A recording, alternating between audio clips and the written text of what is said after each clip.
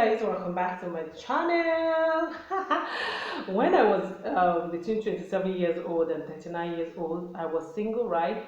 And a lot of people told me, especially between 2013 and yeah, 2018 thereabout, a lot of people told me, oh Jenny, you shouldn't be all that, you're very opinionated. How could you be talking to men? How could you have a men group? What are you about? Why are you so out there? You should cool down and get married. A lot of people told me I shouldn't travel out of the country because I might not find your husband. Some people told me never to buy your car, and that it was going to chase men away, and a whole bunch of BS. Now, as a man, I have a few things I need us to talk about, and I really want us to start this conversation. If you're here and you are gearing, you are learning, you are aspiring to start a family, the next future you're at the stage where you're ready to choose a woman to get married to, then you need to listen to this discussion, because making the right choice is predominantly what your mindset gives you. Let's talk about mindset in this discussion. If you're here for it, don't go anywhere. Welcome back. I needed to do some remove some things there that were not in my camera view, that was in my blank spot before. Okay, so I was on Facebook and I was going through this conversation by someone who said when she was 25, she was already established, working in a Fortune 500 company, getting paid well, just living a good life, doing a good job, right? And so many people, so many men who came to appreciate her in that sense, or who were in her circle, kept telling her how that no one will marry her. Nobody will marry her because she's already established. Men are going to be intimidated. Men want women who are submissive, who are not out earning them, and all of those things. And it affected her self-esteem a whole lot. And I read it and I smiled because I remembered my story. I remembered how that, I was told some of those things. I was told even by women, even my mom shared in some of her sentiments of, oh, you shouldn't do this. Even my mom thinks that I shouldn't wear high heels, for instance, because my husband is like my height. He's not very tall. So maybe I wear high heels, like I'm taller than him, automatically, like. And then she feels I should wear only lows. So all the rest of my life I should wear low heels because I'm going to tower over my husband when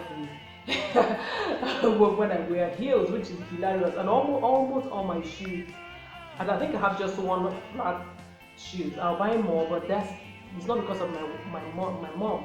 All my shoes have heels. So if you see I am my husband, I'm the taller person, and he's not complaining. Now, if you have ever said any of these things to any woman, you have ever said, oh, you have a car, or you looked at her, or thought about it in your mind at all, then let's talk about it for a while. Why do you feel that way?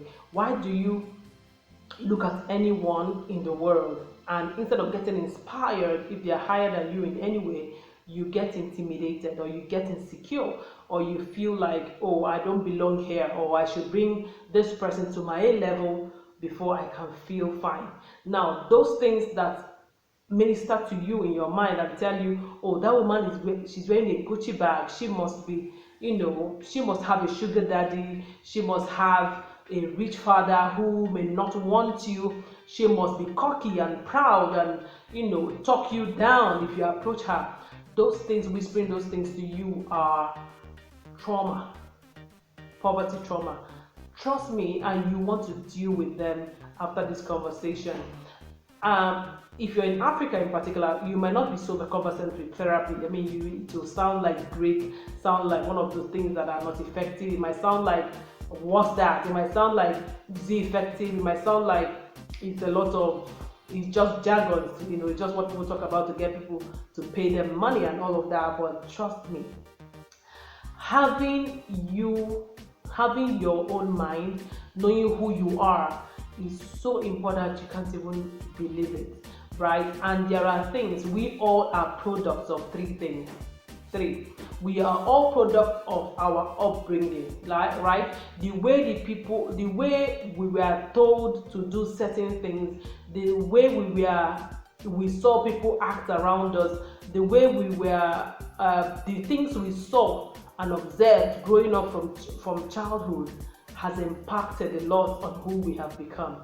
Now, also the environment, the location, the mindset of people who you grew up with have hugely impacted who you have become, which is why I always tell people to find learning, embrace learning, be curious about learning new things, especially from people who don't think or live like you. It does a lot of things to your mind, broadening it and helping you find yourself, situate yourself in the ideologies in the world, and be firmly resolved about who you are. Number three thing that impacts on how you think is the negative things you have been through before listening to this video. Whether those things are by your parents, things you saw happening to your parents, things you saw happen to people around you, maybe your siblings, your girlfriends, your aunties, uncles, colleagues at work, on the street, things that have happened that jolted you and made you either fearful, anxious, uncertain, confused, bitter, made you cry, things that are negative, that either, that they elicited any of these emotions have hugely impacted on you, and the earlier you realize it, the better.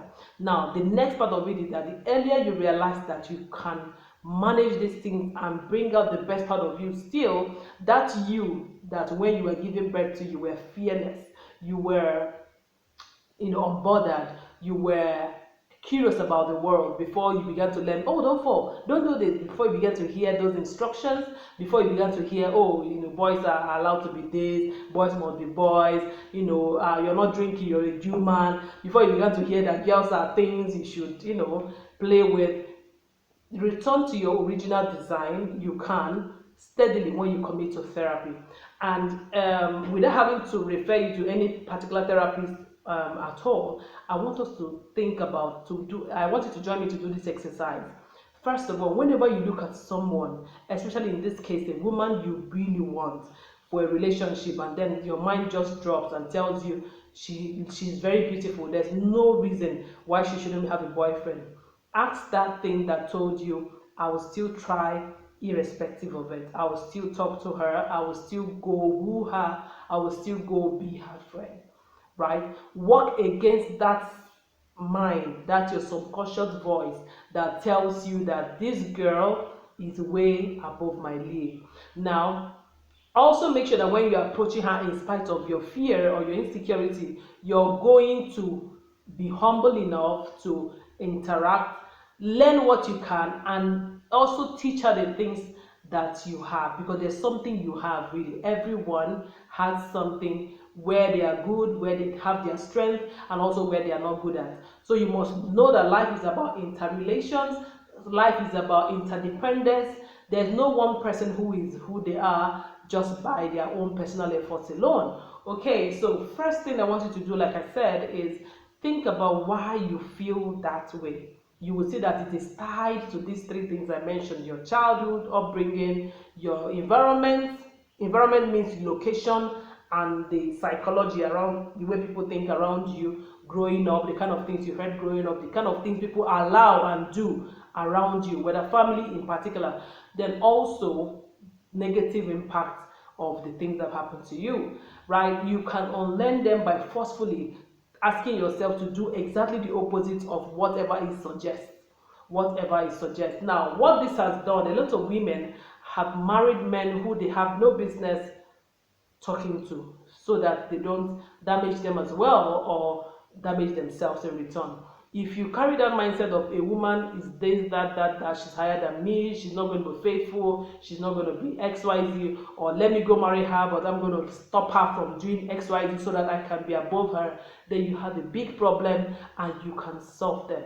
My singular advice to you in this video is that if you need help, if you need help to find the higher version of you, to find and go for what you really want, I'm sure you're tired, especially if you're tired of making poor choices, you're tired of always choosing yourself last, you're tired of always choosing the inferior option and leaving the better one for other people, always being at the underdog. If you're tired of that position in everything at your place of work, you don't get the kind of respect you think you deserve because of the choices you make, which is not physical, which is psychological. Okay, the way you think shows through when you show up, even without you opening your mouth. You want to correct these things and you want to find out the power that you have within you, then hit me up in the comment section or send me an email. My email is right here in the comment in the description. You can also chat me up on WhatsApp and let me take you through the journey of therapy and on learning childhood traumas, environmental influences, and negative and significant negative experiences that you have had. You learn how to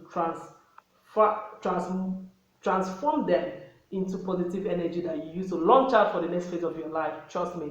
Okay, if this video in any way made sense to you, give it a massive thumbs up. Also share and subscribe if you haven't subscribed. I have a whole lot of you watching who have not subscribed, up to 80% of you. Why not?